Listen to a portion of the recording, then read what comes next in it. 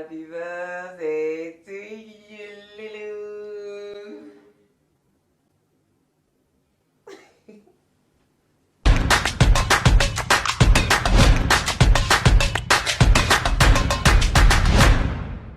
Bienvenue à toi dans cette vidéo, j'espère que tu vas bien. Tu sais, chaque vendredi du mois, je me retrouve avec Loulou, mon frère Louis, pour discuter de plein de choses. Et aujourd'hui, je le laisse annoncer le sujet du jour, très cher Quadra Queen. Bonjour Béatrice. Salut Louis. Bonjour à toi.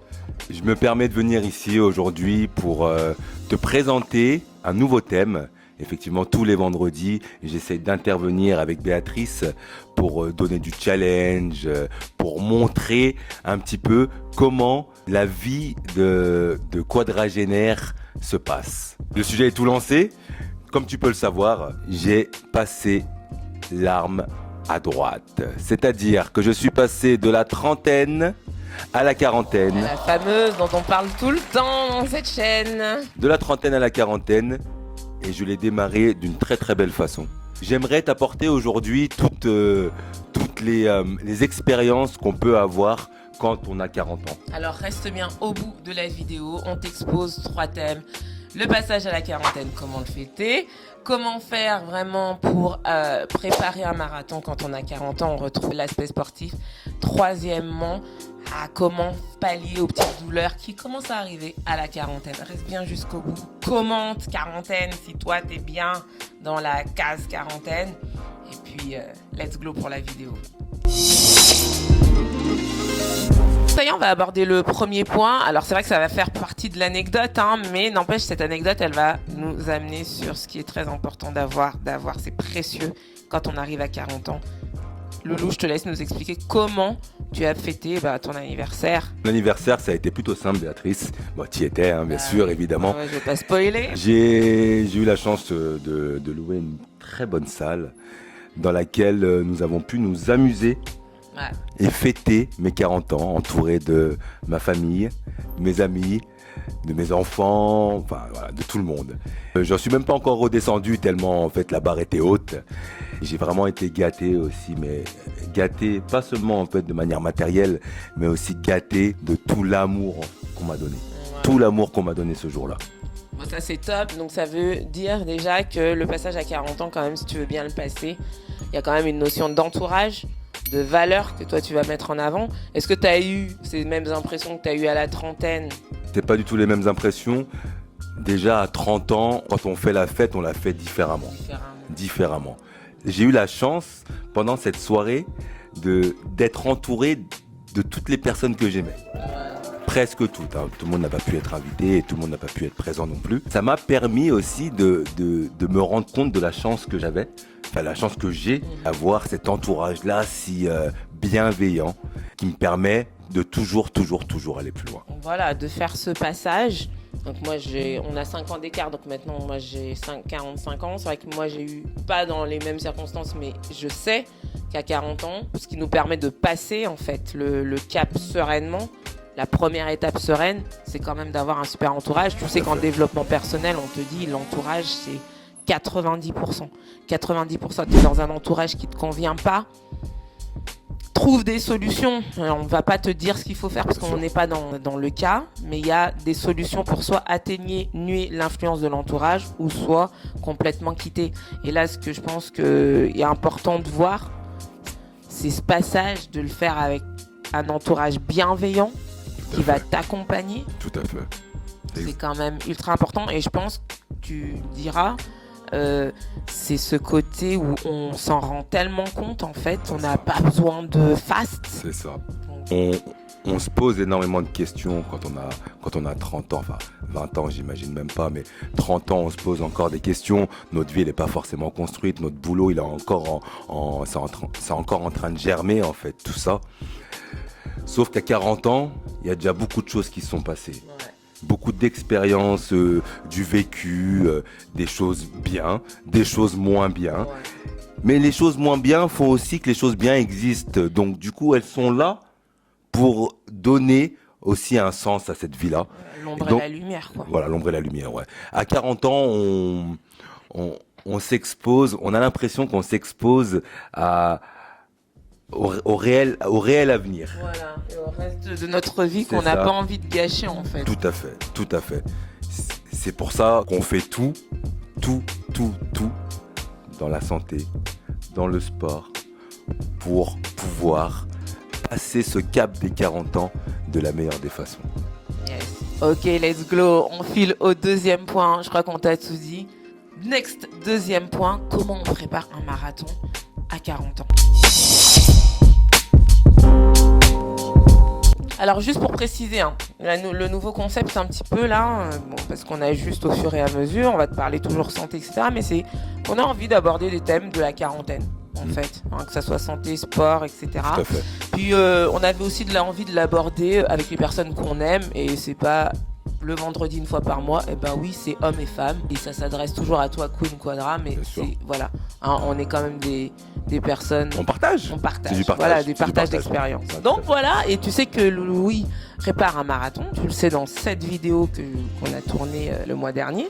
On t'avait donné des astuces, des exercices, et là, la question c'est, à 40 ans, comment tu trouves la force de faire un marathon?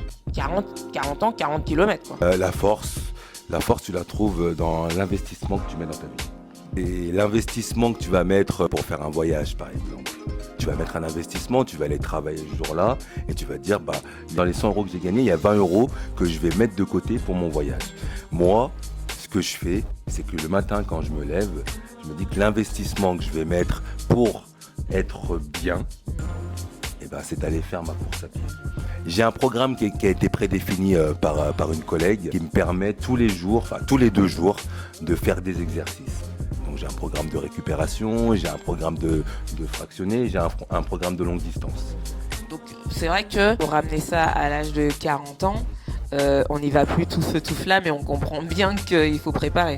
Il faut planifier, il faut préparer. C'est sûr. Et que c'est tellement important. On planifie finalement sa vie aussi plutôt autour de ça. C'est de l'abnégation, c'est du sacrifice, de tous les jours. C'est de tous les jours. Préparer un marathon, on me l'avait dit l'année dernière parce que j'ai une copine à moi qui a fait un marathon. Elle m'avait dit l'année dernière, préparer un marathon, c'est pas anodin. Le marathon, c'est un rythme de vie. Tout est tourné Hyper fort, le frère. C'est fort ce qu'il vient de dire.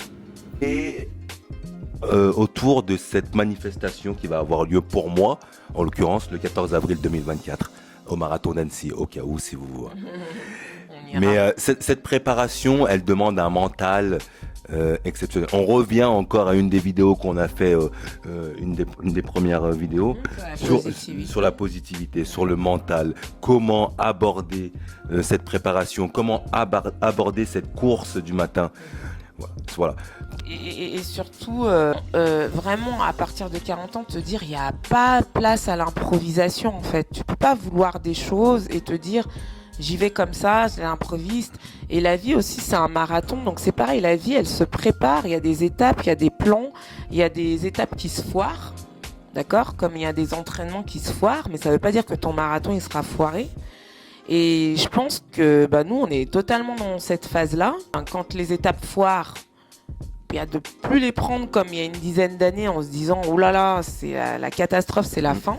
Je sais que c'est pas facile pour tout le monde. Dixit, il faut quand même un entourage autour de toi qui soit dans cette ambiance-là pour te porter, parce que aussi, même si tu te portes seul, mais on n'est jamais ni tout seul, ni trop avec les autres. C'est ça. C'est ça. Et c'est vrai que ce que dit Louis, moi je trouve que la vie c'est un marathon avec cette même préparation. Et c'est une très belle analogie, quoi. C'est le parcours de la vie. Alors il y a beaucoup de préparations qu'on peut faire qui vont nous permettre de faire ce parallèle avec le chemin parcouru dans la vie. En l'occurrence, je trouve, moi qui ai fait quand même pas mal de choses dans ma vie, que ce soit aussi bien professionnellement que personnellement, cette préparation du marathon, c'est vraiment quelque chose. Et vraiment, je vais te le dire encore une fois, ma vie, en ce moment, tourne autour du marathon. C'est-à-dire que quand je suis avec mes enfants, je ne veux pas dire que je pense qu'à courir. Néanmoins, je sais qu'il y a cette échéance. C'est-à-dire qu'il faut que je prépare cette course-là. Et avant de préparer ton marathon, il faut que tu prépares d'abord ta séance. C'est comme tu viens de dire, tout s'anticipe, tout se prépare. Et quand tu as un objectif, bah forcément, il est gros, il devient de plus en plus gros. C'est comme ça que tu sais que tu vas le réussir. Quel que soit le résultat, c'est comme ça que tu sais que tu vas réussir. C'est vrai. Ton objectif, il se rapproche, tu vois que ça. Moi, je le vois avec le contenu que je t'offre. Il y a un objectif qui est de vouloir te faire avoir un peu plus de valeur, donner un petit peu de la façon dont je vois, parce que je suis persuadée que ça peut toucher des personnes, de partager des moments avec mon frère, de creuser aussi, parce que ça veut dire qu'il faut que je me documente, il faut que j'apprenne plein de choses. Et cet objectif, il est toujours là, toujours là, toujours là. C'est un marathon, parce que je débute tout juste, mais c'est pareil. Et en fait, ce que je veux te dire, c'est vraiment la planification, c'est hyper important. En fait, tu vois, là, on est au mois de février, c'est un mois hyper court. Des mois comme janvier, maintenant, ils passent très très vite quand tu as commencé 40 ans. C'est ça. Et toutes les personnes qui ont passé ce cap, dis-nous en commentaire. Comment dire, si tu agree ou pas, j'allais dire, si tu es d'accord ou pas. Ouais. Mais il y a ce côté, on n'a pas de temps à perdre. Non. On n'a pas de temps à perdre. Et si tu veux aller vers un objectif, comme je te disais dans une autre vidéo que je suis en train de préparer, tu peux plus te plaindre si tu es en stagnation en fait. C'est plus possible, plus à 40 ans. À 20 ans, 30 ans, tu comprends pas pourquoi. À 40 ans, tu dois dire c'est parce que je stagne. Tu vois. Tu as envie de faire bouger les choses. Et tu te dois de faire bouger les choses. Tu peux pas rester sur ta chaise, tu peux pas rester sur ton canapé, tu peux pas rester affalé devant la télé en te disant je comprends pas en fait. Ça bouge pas. Mais ça bouge pas parce que peut-être tu ne bouges pas, mais si tu as cette énergie nécessaire pour pouvoir faire les choses, tu peux le faire. C'est-à-dire que, et puis c'est pas par pas. Pas par pas. Le premier pas est toujours difficile. On l'a bien vu. Les premiers pas d'enfant sont toujours très difficiles. Et il y a des heurts. Ils se font mal, malheureusement. Mais ils remontent. Parce que c'est vital. Et ce qu'on veut te faire comprendre, c'est que cette vitalité-là, il faut qu'elle soit au centre de tes préoccupations si tu veux bien continuer. C'est exactement ça. Il faut que ça soit au centre de tes préoccupations. Sur cette chaîne, on ne dira pas le contraire. On ne va pas te dire non. Même si ça plaît pas, qu'une goutte de personnes comprennent que c'est vital et que ça doit être au centre pour pouvoir faire. Là, tu vas peut-être me dire, oui, mais Louis, c'est un homme, etc. Nous, les femmes, ouais. Mais Louis, moi, je le connais très bien, il s'occupe de ses enfants, il est infirmier libéral, il a des horaires de dingue, etc. Et ça n'empêche pas de faire d'avoir des tas d'objectifs. En tout cas, d'avoir un objectif, parce qu'on en parlait tout à l'heure d'ailleurs, de concentrer en tout cas son attention sur un objectif particulier. Si tu arrives à faire ça au moins cette année, c'est top. Ça sera déjà bien. Ouais. Le mot capital dans tout ça, c'est l'organisation. Ouais. Vraiment l'organisation. Et surtout, si tu veux, tu le peux. On passe au troisième point. On va parler, alors on passe complètement à autre chose, mais qui est un peu lié. Comment on fait ? Parce qu'à partir de 40 ans, on va pas se mentir, on commence à sentir quelques petites douleurs par-ci par-là, surtout au réveil. On t'explique comment et pourquoi dans le troisième point. Allez, donc troisième point, on parle. Alors tu vois, c'est des sujets pêle-mêle qui ont toujours un lien, mais c'est un petit peu comme ça. On avait envie de le mettre en mode discussion frère-sœur. Tout à fait. Qui sommes tous les deux cette fois-ci quadragénaires. Il m'a rejoint dans le club. Et là, dans ce troisième point, on parle des douleurs qu'on peut ressentir le matin au réveil ou même le soir au coucher. Le soir, ouais. Tu as passé une journée de boulot. Grosse journée de boulot, généralement, que tu sois assise, que tu sois debout. On est toujours dans des postures qui peuvent être délétères pour notre corps. Ça, c'est clair, net et précis, c'est comme ça. Généralement, le matin, tu te réveilles avec des douleurs qui n'étaient pas là à l'époque. Et tu te réveilles le matin, tu te dis, oh là, c'est compliqué. Tu peux avoir des douleurs au niveau de la hanche, au niveau des genoux. Le temps que ton corps s'amorce et qu'il prenne tout en énergie pour démarrer la journée, il peut y avoir un peu de temps. Sûrement beaucoup de bâillements, beaucoup de café, voilà. Tout le monde gère comme il peut. Et c'est pareil pour le soir. Quand tu as passé toute ta journée de boulot et que tu rentres à la maison, les douleurs, elles arrivent là. Quand tu es au boulot, tu es en ébullition. T'es à chaud, tes muscles ils sont bien, il n'y a pas de souci. Tu rentres à la maison, tu as tout le poids qui tombe sur toi. Et les douleurs en fait associées qui vont avec. Les douleurs au niveau du dos. On est dans une société où on sait que les douleurs dorsales, les douleurs lombaires, les douleurs cervicales, c'est les douleurs les plus représentatives de la société. C'est comme ça. Au niveau de la santé, c'est comme ça. Comme tu sais que ces douleurs-là, elles vont arriver, comme tu sais que plus ça va aller, plus ces douleurs-là, elles vont être présentes, tu vas aménager, t'organiser et effectuer toutes les choses nécessaires qui vont permettre de pallier ces douleurs-là. Parce qu'il y en a, hein. Là je te le dis, il y en a énormément. Donc par exemple, comme je te dis à chaque fois, le mouvement. Comment aujourd'hui on est capable de se dire que si une voiture, elle reste sans bouger, d'accord, ta voiture, elle a vieilli ta voiture, et tu sais qu'il y a un gros hiver là, toi-même tu vas t'inquiéter pour ta voiture, tu vas dire bon, chaque jour, est-ce qu'elle va bien démarrer ? Tu vas lui mettre de l'huile, tu vas lui faire de l'entretien. Donc ça, c'est pareil pour toi. En fait, on est des machines. Des machines exceptionnelles en plus, miraculeuses selon moi. Le corps, c'est vraiment une merveille. D'accord ? Il peut y avoir bien sûr des exceptions génétiques, etc. Mais c'est une merveille. Tu respires, imagine tout ce qui se passe en une inspire, en une expire. Donc moi, ce que je veux te dire par là, c'est que tu ne peux pas envisager, surtout à partir de 40 ans, sortir de ton lit et puis te sentir cassé là comme ça, alors qu'il y a la solution de pallier à ces inconforts-là. Bouger, enrouler tes épaules, bâiller, ouvrir la cage thoracique, respirer profondément, ventre gonflé, ventre qui ramène. Pour ton mental, écouter un petit audio 5 minutes avant de te lever, quelque chose qui t'apaise et quelque chose qui te met en marche, d'accord ? Parce que tu as besoin de te mettre en marche, tu as besoin de te huiler, tu as besoin que tu puisses aller. Et tout ça, toute cette articulation de mouvement et de pensée positive va faire que tu vas avoir créé une énergie qui était en sommeil pendant 8 heures de temps. Tu comprends ? C'est ça. Sache surtout que c'est des exercices qui ne nécessitent pas un temps très très long. Juste, je vais te parler un peu de mon expérience. Quand Béatrice m'a montré les premiers mouvements de yoga, alors j'étais un peu sceptique dans un premier temps. C'est quelque chose que j'ai pas forcément l'habitude.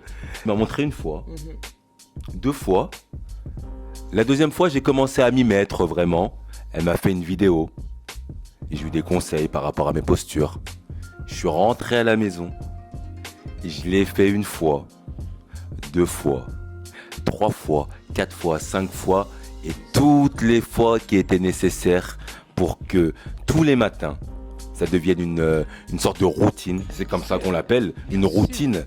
Une routine, des mouvements tous les jours, des mouvements qui nous permettent de démarrer. Une voiture, c'est pareil, comme disait Béatrice, une voiture, l'hiver, elle a besoin d'être chauffée le matin. Généralement, quand on la chauffe, démarrer de sa voiture directement, c'est pas bon pour les tuyaux, pour les durites. C'est pareil, on est fait de tuyaux, nous aussi. Et ça nous permettra, avec cette routine où ça peut durer 2-3 minutes, si tu le fais tous les jours, je te garantis que ça paye. L'effet cumulé, ça s'appelle, ouais. Ça paye aussi bien sur le physique que sur le mental. Exactement. Et j'en suis vraiment consommateur par rapport à cela. Et je suis vraiment l'expérience en fait qui peut te prouver que ça m'a permis de m'envoler, de m'élever très très haut. Et encore plus vrai quand on a conscience dans nos âges à 40 ans. Franchement, ne banalise pas cette partie-là, et du matin et du soir. Ouais. Moi-même, quand j'étais encore au bureau, j'avais cette routine le midi et 2. Et c'est 5 minutes qui te font 15 minutes à 20 minutes dans une journée, ce qui est énorme. De bien-être, souvent on entend mais moi j'ai pas le temps, j'ai les enfants, j'ai 20 minutes je les trouve où Béa ? 20 minutes tu les trouves 2 minutes 10 fois dans ta journée. Ah ouais, c'est ça. Ou 4 fois 5 minutes. Et c'est rien. Le temps passe vite, 5 minutes, c'est rien. 5 minutes pour hausser tes épaules, les enrouler ta colonne. Ouais. Pareil, je te remets des vidéos, des mouvements que tu peux faire. Bien sûr. Et c'est surtout l'effet que ça a sur le long terme. Voyons long terme, même si on vieillit, c'est là qu'on a, bizarrement, paradoxalement, cette vision du long terme. Bien sûr. Paradoxalement, comme tu disais, c'est d'avoir cette vision du long terme nous engage c'est comme une responsabilité qu'on a, une responsabilité qu'on a pour notre corps. C'est ça. C'est-à-dire pour notre vie. Pour même. notre vie. C'est-à-dire, et le respect de notre corps, le Bien respect sûr. de notre vie. Et c'est tous ces éléments, tous ces mouvements, toute cette énergie que tu vas donner toi le matin. Alléluia. Ouais. Le matin, le midi, l'après-midi, le soir. Tu le cales quand tu veux. C'est l'avantage de tout ça. Bien C'est sûr. que tu cales tes mouvements quand tu veux. Mais vraiment quand tu veux. Quand tu veux. Et c'est vrai que moi, je vais paraître un peu brute là, mais je ne comprends toujours pas quand on me dit, mais moi, j'ai pas le temps de faire ça. C'est 2 minutes, vraiment, 2 minutes. En plus, tu coupes ta sédentarité. En fait, c'est tout bénef. Ouais, ça, C'est tout bénef. Tout ça, ça te met dans des dispositions. Même demain, tu vas arrêter une addiction ou un truc Ouais. et tout. Ça fonctionne. Ça a un pouvoir. Moi, j'étais quelqu'un de très, très, très angoissé. Si je faisais pas ça, mais j'aurais pas. c'est évident. Hein, et je dis pas que, comme je te dis à chaque fois, je dis pas que je prends pas ma charge d'émotions, je prends pas oui. mes trucs et Ouais, tout, qu'il m'arrive jamais de pleurer, de me dire c'est dur et tout. Non, non, non, non. Mais si t'as pas ça, ne te questionne pas sur le fait que t'arrives pas à gérer et le stress et tes douleurs matinales ou du soir. Parce qu'il faut faire quelque chose à un moment donné, je t'assure. Il y a l'expression qu'on connaît tous, c'est en forgeant qu'on devient forgeant. Ça, c'est évident. J'ai commencé avec la course à pied en faisant 1 kilomètre. J'étais mal, j'étais très mal en faisant 1 kilomètre. Après 2, après 3, et puis après, tu continues. Quand tu reviens de ton premier kilomètre et que tu as mal de partout, tu dis tu vas arrêter, mais au contraire, non. Non, c'est là que ton mental, en fait, il prend tout le dessus. Après, tu y vas, tu continues. Quoi qu'il arrive, tu continues. Et je pense que ce que tu as dit, c'est clairement ça, là, tout à l'heure, c'est une responsabilité. Comme je te dis, dans déjà 2 vidéos, on n'est plus ado, on n'a plus 20 ans, on peut pas être et avoir été. Moi, personnellement, je regrette pas du tout ma vingtaine. La trentaine, je l'ai bien passée et c'est très bien. J'ai fait ce que j'avais à faire. Je suis dans ma quarantaine et je me sens complètement vivante parce que je sais que c'est une responsabilité et que c'est un choix et que j'ai décidé. Ouais, Tu vois, je subis pas le truc en me disant ouais c'est comme ça qu'il faut être. Ou... Ah non, ouais. non, non, non. Je le sens dans mon corps, il le sent dans son corps, il le sent dans sa tête. Ça en plus ça pacifie, mais tu peux pas savoir le lien aux autres. Ouais. Donc C'est tout bénef. C'est tout bénef. c'est Tout bénef. Donc voilà pour ces 3 pistes de réflexion qu'on avait envie de te donner aujourd'hui. Je pense que on va en laisser pour la prochaine fois. C'est pour la prochaine fois. Il y aura un gros sujet la prochaine fois. Voilà, donc suis bien, abonne-toi parce que s'il y a le gros sujet la prochaine fois, il faut que tu puisses être alerté par la cloche des notifications. Ouais.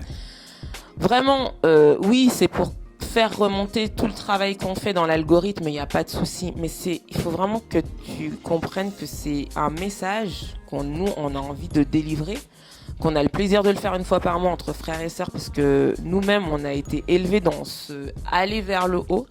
Et je pense qu'on a envie de le retransmettre quelque part, d'une façon ou d'une autre. Et franchement, une plateforme comme YouTube, bah, c'est l'idéal. C'est idéal, ouais. Vraiment, on soutient notre travail. Abonne-toi, s'il te plaît, à la chaîne. Like, partage les vidéos. Je suis sûre que hommes comme femmes, chaque vendredi du mois, il y a des personnes qui ont besoin d'entendre ce message. On est dans la bienveillance sur cette chaîne. Donc voilà, et on te donne qui on est vraiment avec là notre petite discussion et nous ça nous fait beaucoup de bien. De la vraie authenticité. Voilà, authentique. Authentique. Ok, on te salue. On te salue. On te salue, continue à oser briller, n'aie pas peur. N'aie pas peur, il faut.